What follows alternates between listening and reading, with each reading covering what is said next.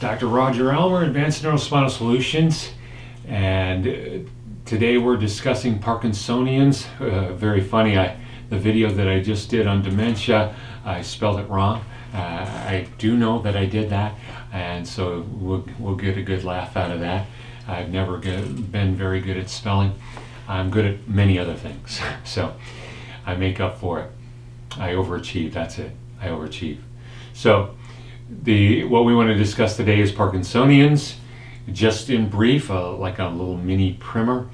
And there are different kinds of Parkinsonians. We're not going to spend a lot of time on that, but we're going to talk about how does it look when it starts. Parkinsonians is going to look, we tend to think of it as a movement disorder. There are brain components to it, but literally when you look at Parkinson's, the thing that you start to see right off the bat, and we discussed the feeling of depression, the inability to focus, the brain challenge with fatigability. I mean, those all basically look the same. Working memory decreases in that, but we tend to think of it as a slowing, and there will be, but long before that, they're going to have digestive issues.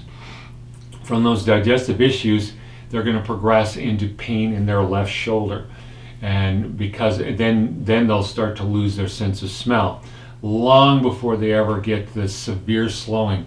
Then they're going to pitch forward, have a severe head forward posture, and then they'll start to have a tremor. We call it a pill rolling tremor, and all that. All of that takes a long time, a long process, and catching it long before that is absolutely necessary.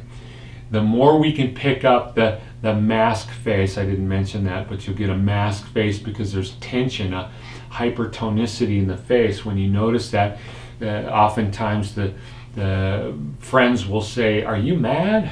No, I'm not mad. That's just I have too much tone in my face, and I'm less and less expressive. When we say limbic expressive, that means the emotional brain.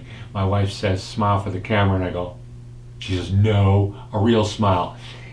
And then this is a limbic smile. It's coming from a different area, and you notice you really know if it's limbic if not only is my mouth smiling, but are my eyes smiling too. That's a true limbic smile. And you'll notice the tone of the muscles are softer, has a different connotation.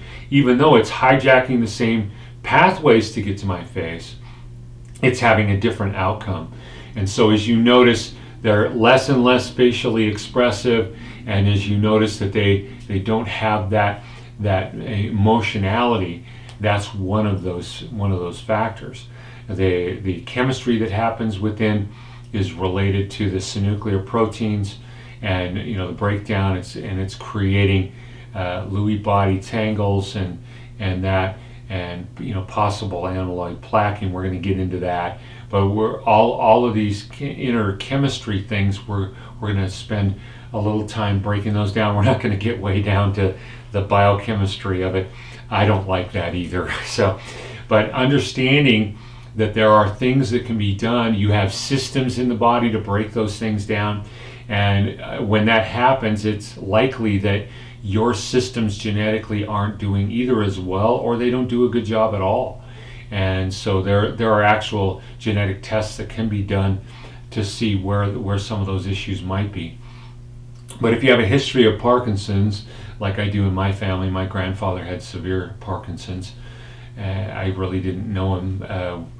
He was more like he was trapped inside of a shell and that. So, but with Parkinsonians, it's going to follow a certain